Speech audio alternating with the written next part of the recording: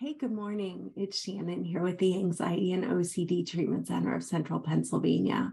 And today I just wanted to pop on here and talk about therapy for OCD and what works, what doesn't work. There's a lot of things out there floating around, and I know you guys might have questions about that. One of the best treatments, or currently the best treatment for OCD, is exposure and response prevention. And that is a type of cognitive behavioral therapy that has you create exposures surrounding fear and really, really lean into those and go towards them while resisting your compulsions or urges to make yourself feel better. So that's like a really simplified way to talk about ERP. And I think another thing that's kind of been out there floating around is mindfulness-based CBT, or some folks might just call it mindfulness.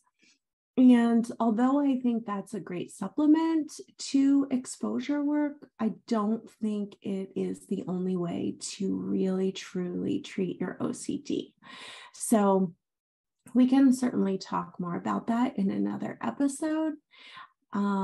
There's also acceptance and commitment therapy, which I always add into treatments for clients with OCD. And it's been called, I've heard it called exposure with love. And so I do think it is like a much more gentle practice. And some of the things that we look at through ACT, which is acceptance and commitment therapy, is we look at values and what's really, really important. And so we spend some time on that. We do learn mindfulness skills through ACT, and I think those can be really helpful. We can use some other things from ACT, just really getting you to look at different perspectives. It's also, I just want to say, it is also another treatment that falls under the umbrella of CBT. And so a lot of times you'll hear, a psychiatrist or another therapist recommend that you get CBT. And so that can mean a lot of things. There really is the basic standards, cognitive behavioral therapy. And then there's all of these other treatments that fall under that umbrella. So we're talking about ERP, we're talking about ACT. We're also talking about, it can be mindfulness-based CBT.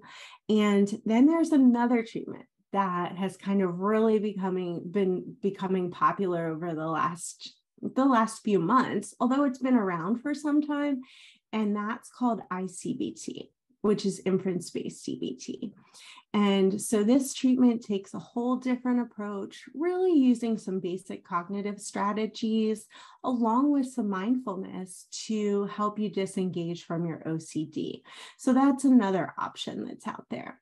I do know there are therapists out there practicing that really, really don't treat OCD, but they say they treat OCD, or maybe they're treating it in the wrong manner and they don't know the right questions to ask.